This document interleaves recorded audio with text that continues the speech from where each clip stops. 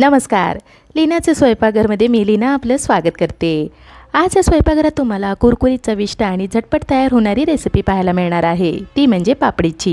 ही पापडी चाट, भेळ किंवा चहासोबत खाण्यासाठी एकदम परफेक्ट आहे. कुरकुरीत पापडी बनवण्याच्या काही टिप्स सांगितलेल्या आहेत, त्यामुळे व्हिडिओ शेवटपर्यंत पहा. चला तर मग आजच्या या रेसिपीला सुरुवात करूया.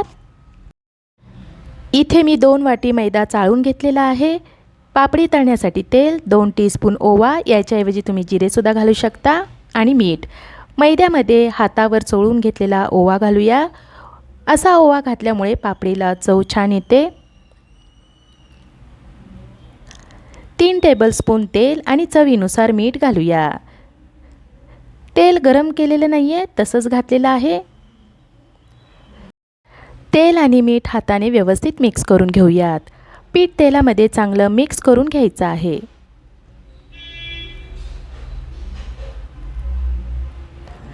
हे बघा, या पद्धतीने पीठ हाताने चोळून घ्यायचं आहे. हातावर घेतल्यावर त्याचे आपले मुटके तयार झाले पाहिजेत.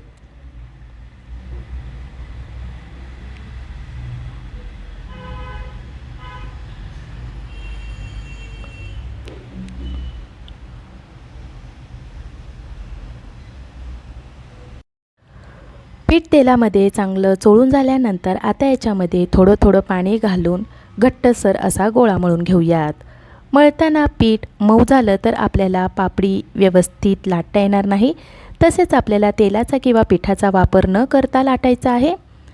पीठ आपलं मळून झालेलं आहे. पीठ मळण्यासाठी साधारण मला 1.5 वाटी पाणी लागलेलं आहे.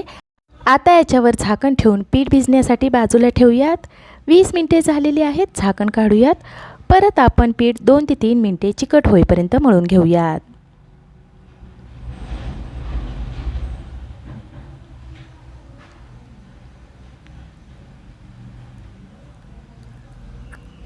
पीठ मळून झाल्यानंतर याचे एकसारखे 3 ते 4 भाग करून दोन्ही हाताच्या मदतीने गोळा आपण पुन्हा मळून घेऊयात. गोळे आपले बनवून झालेले आहेत. पापडी लाटायला घ्यायच्या अगोदर गॅसच्या मध्यम आचेवर तेल गरम करायला ठेवायचं आहे. तेल गरम करत ठेवलं नाही तर पापड्या आपल्या लाटून ठेवल्या तर त्या ताटाला चिटकून तुटू शकतात. आता आपण पापडी लाटायला घेऊयात. एक गोळा घेऊयात, दोन्ही हाताच्या मदतीने मळून घेऊयात आणि नंतर तळ हातावर चपटा करून घेऊयात. आता लाटताना आपल्याला तेल किंवा सुके पीठ न वापरता तसंच लाटायला घ्यायचं आहे आणि मध्यम आकाराची चपाती होईल इतकंच लाटून घ्यायचं आहे. लाटताना सर्व बाजूने एकसारखे लाटणे गरजेचे आहे. कुठे जाड किंवा कुठे पातळ असे नको आहे. याचे काठ साधारण आपला साधा पराठा असतो त्याच्यापेक्षा थोडंसं जाड असणे आवश्यक आहे. हे बघा, काठ एवढेच जाड आपल्याला पाहिजेत. आता ही पापडी आपली तेलामध्ये फुगू नये म्हणून काटे चमच्याने या पद्धतीने टोचे मारून घेऊयात.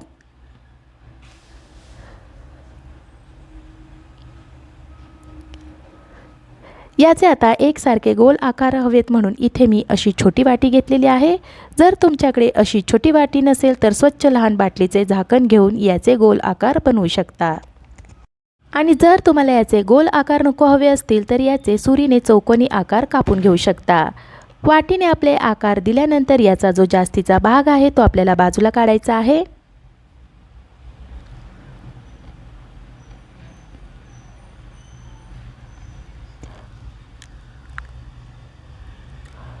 पापडी आपली एकमेकांना चिटकू नये म्हणून एका ताटामध्ये काढून घेऊया.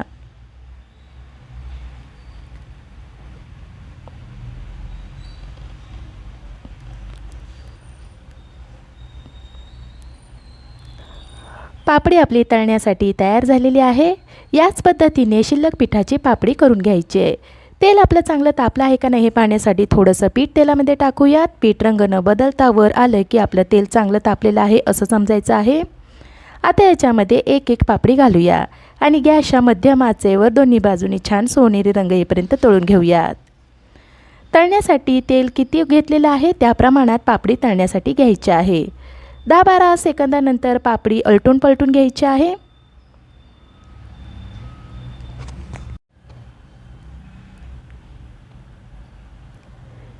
तीन ते 4 मिनिटांनंतर पापडी दोन्ही बाजूनी छान सोनेरी रंग येईपर्यंत तळून झालेली आहे.